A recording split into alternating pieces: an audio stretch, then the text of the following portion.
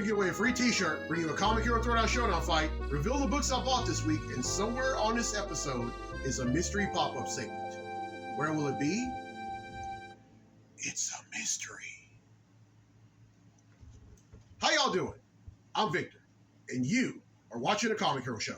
Now kick that intro.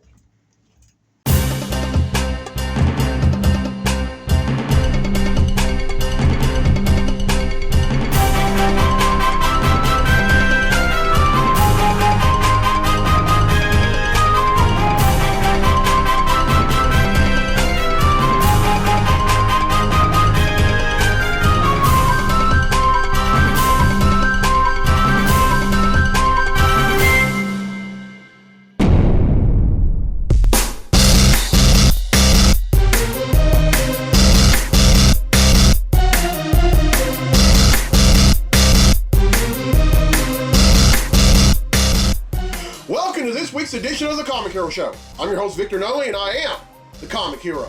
The summer of superheroes continues, and on this episode, concluding my celebration of the 50th anniversary of John Size X-Men #1, I'm showing some love to their leader, Cyclops. Now I'm going to touch base more on him later on, but for right now, it's time to give away a free t-shirt.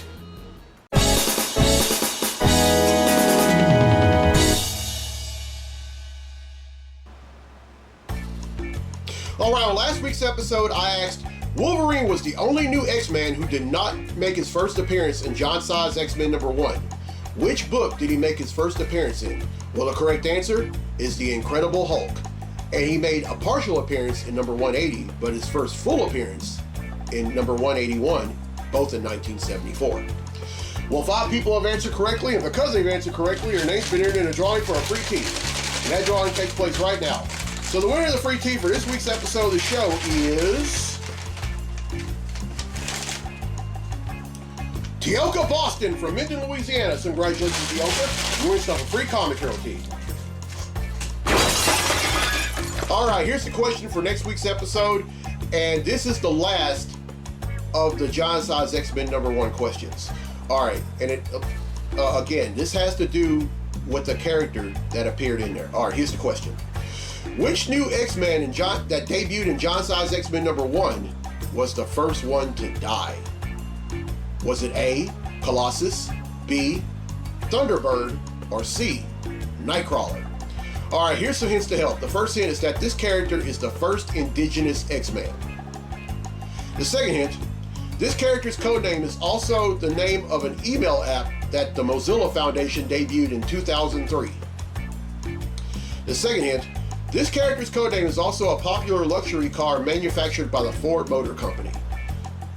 I think you ought to be able to get the answer by that one. But anyway, I'm going to name this first one for all you Air Force buffs. This character's codename is also the nickname of the U.S. Air Force's Air Demonstration Squadron, which are assigned to the 57th Wing, located at Nellis Air Force Base in Las Vegas.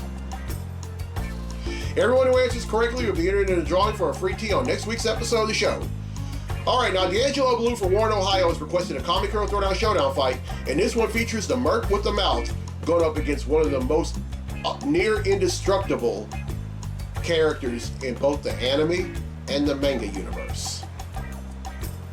Representing Marvel, we have Deadpool, and representing Viz Media, we have Inuyasha. These two are going to duke it out in a segment I like to call The Comic Hero Throwdown Showdown. Welcome to the Comic Hero Throwdown Showdown. Today, it's Deadpool versus Inuyasha. Deadpool possesses superhuman strength, speed, durability, stamina, agility, and reflexes, regenerative healing factor, extended longevity, fourth wall breaks, and is a master assassin, skilled marksman, swordsman, martial artist, and hand-to-hand combatant. Although a dog demon hybrid, Inuyasha's strong demon heritage inherited from his father affords him supernatural physical attributes and resilience. He possesses raw strength as well as speed and reflexes considerably superior to that of all low-level and the majority of the middle or even high-level supernatural beings. His physical prowess combined with willpower and swordsmanship allows him to challenge even stronger high-level supernatural beings. His durability and regenerative abilities are similar to those of the supernatural and allow him to endure severe pain and recover quickly from wounds, as well as extending his lifespan by hundreds of years. Who would win? I think we all know how this fight is going to start off. Swords, swords, swords. The two will go at it for almost a half hour, with Inuyasha having a slight upper hand. Inuyasha is a hair faster than Deadpool. Deadpool then grows annoyed and pulls out almost every gun he has. Every round of bullets proves to be unsuccessful, as Inuyasha uses the sword Tessega to slice every bullet. Deadpool gets even more annoyed and throws a grenade at Inuyasha at full force, but the latter kicks it back at the former. Deadpool loses his lower body as a result of the explosion. As Inuyasha walks away, Deadpool then blows the poisonous dart at Inuyasha. The latter senses the dart and quickly uses Tessega to fan the dart back at the former, hitting him right between the eyes. This fight ends in a draw, and that concludes this fight on the Comic Hero Throwdown Showdown. Thank you, D'Angelo Ballou, for that fight. I'll have another one for episode 529. Now, if you want to make a request, you are more than welcome to do so, but remember, I have rules. The first rule is that there has to be at least one comic book or manga character involved. The second is that comic book or manga character can go up against another comic book or manga character, a video game character, or a serious-minded cartoon character like Optimus Prime, Voltron, Snake Eyes, Lion-O, anyone like that. And then my third rule, make sure that your fight makes sense. It really wouldn't make a lot of sense for Inuyasha to go up against, Marin from Dragon Ball Z. Just saying. All right, let's get to the comics I bought this week. Comic books I bought this week.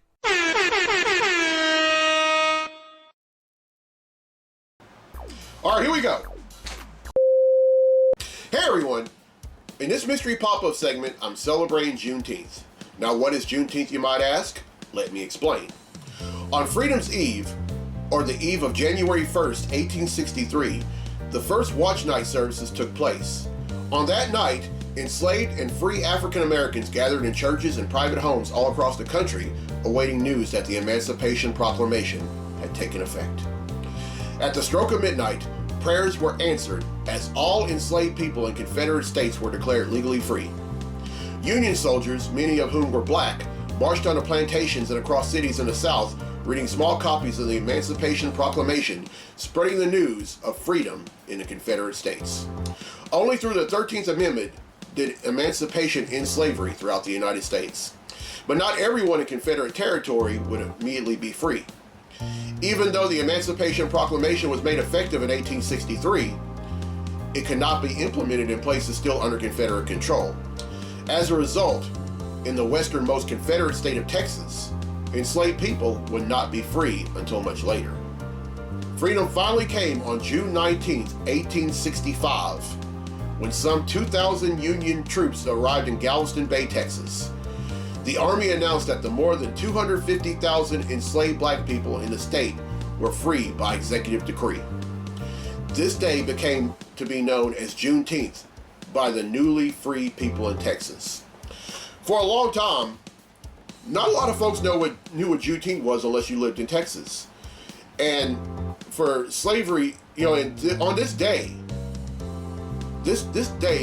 today marks 160 years since slavery became a thing of the past. And even now, and for a long time, there have been Juneteenth parades, Juneteenth carnivals, Juneteenth balls, Juneteenth dances, all kinds of celebrations held all throughout the country. And what Juneteenth is, or what it means to me, is learning more about the past, living in the now, and embracing what's to come. And this is a Juneteenth comic hero tee.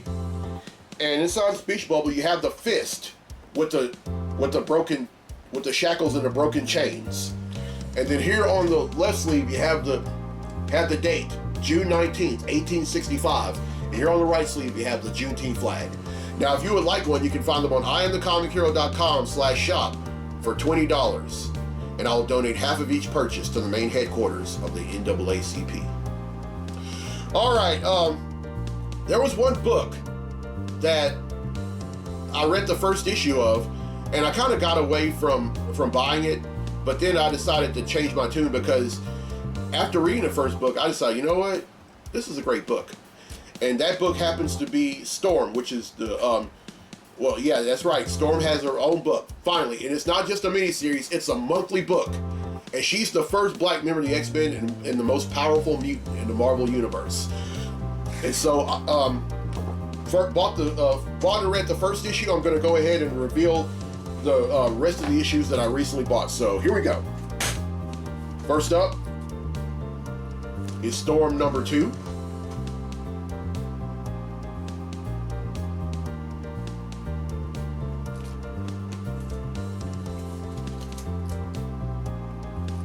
Storm number 3.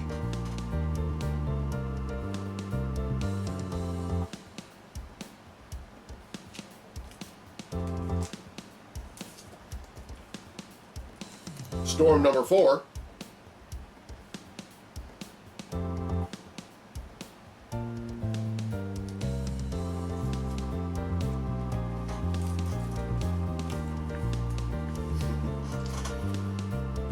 Storm number 5.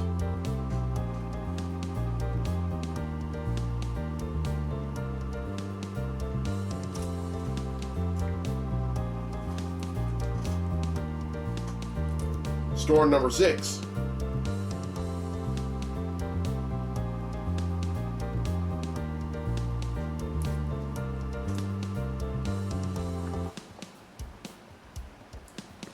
Storm number 7.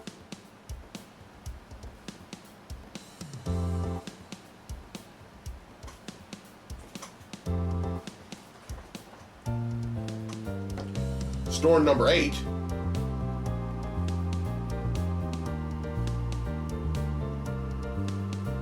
Finally, Storm number 9.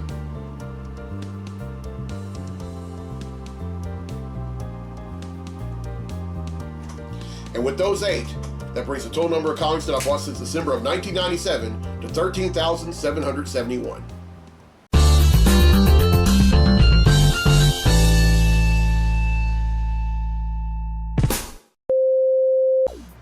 First up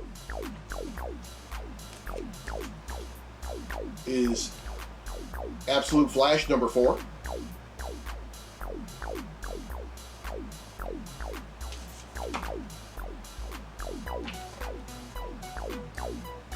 The Amazing Spider-Man number 6.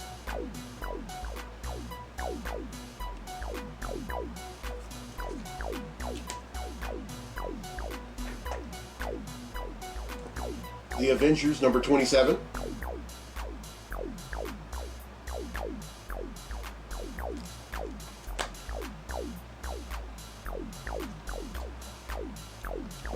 Batman Superman World's Finest number 40.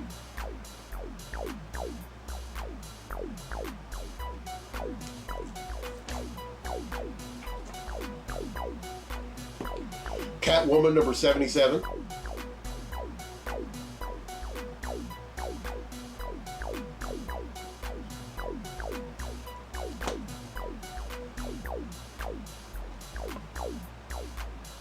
Detective Comics number 1098.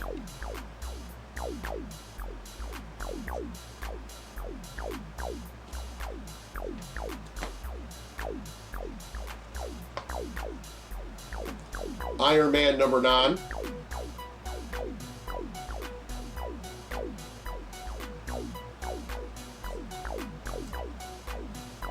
Really excited about this one, folks.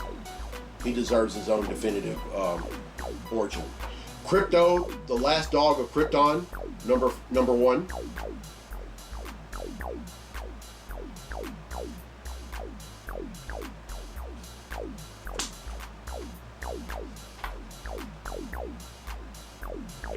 The New Gods, number 7.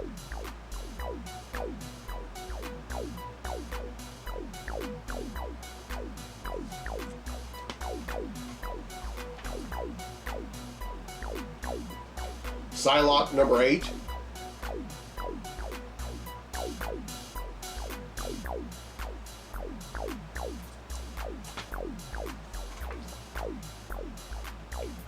Star Trek Defiant number 27.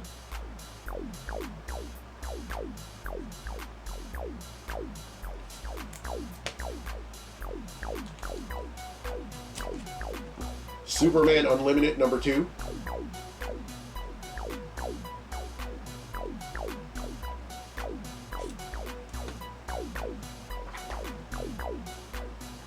Titans number 24.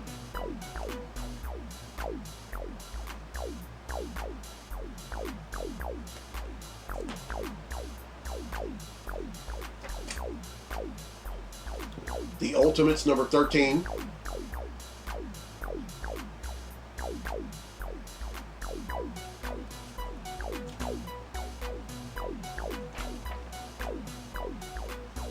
Weapon X-Men number 5.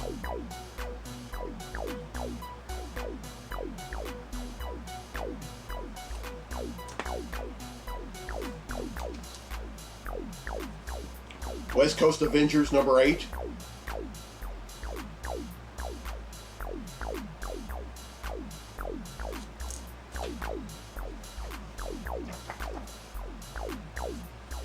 Wolverine number 10.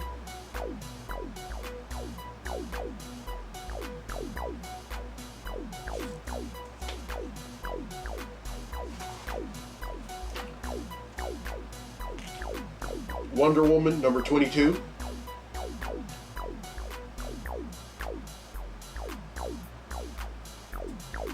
And finally,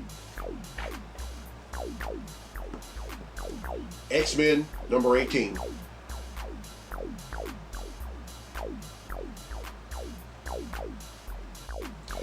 All right, that's 19, which brings the total number of comics that I bought since December of 1997 to 13,790.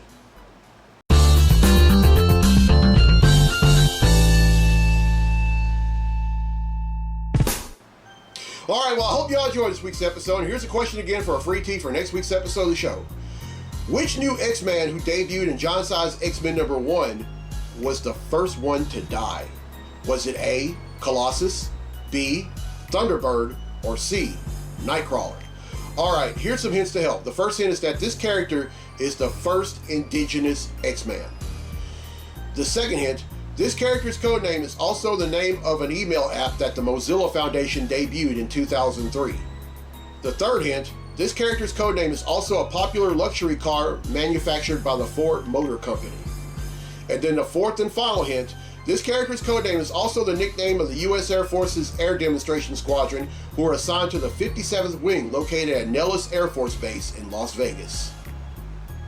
Everyone who answers correctly will be entered in a drawing for a free tee on next week's episode of the show. And congratulations to Yelka Boston from Minton, Louisiana, won a free tee on this episode. All right, on this episode, concluding my celebration of the 50th anniversary of John Size X-Men number 1, it's all about the one X-Man who was there from the beginning, who stuck around, Cyclops. Now, Cyclops' real name is Scott Summers, and he made his first appearance, of course, in the X-Men number 1 in 1963, and was created by Stan Lee and Jack Kirby. He's from Anchorage, Alaska, and his mutant abilities are Optic Blast, Spatial Awareness, and Energy Resistance. Now, his other team affiliations beside the X-Men are X-Force, X-Factor, Phoenix 5, X-Corporation, Hounds, and the Starjammers. And then his other aliases are Slim Dayspring, Eric the Red, Mutant number 007, Phoenix, and Captain Krakoa. Now, on the big screen, he was played by James Marsden and Ty Sheridan. He was played as James Marsden in X-Men, X2, X-Men United, X-Men The Last Stand, and then at the very end of X-Men Days of Future Past. And then Ty Sheridan played him in X-Men Apocalypse and X-Men Dark Phoenix.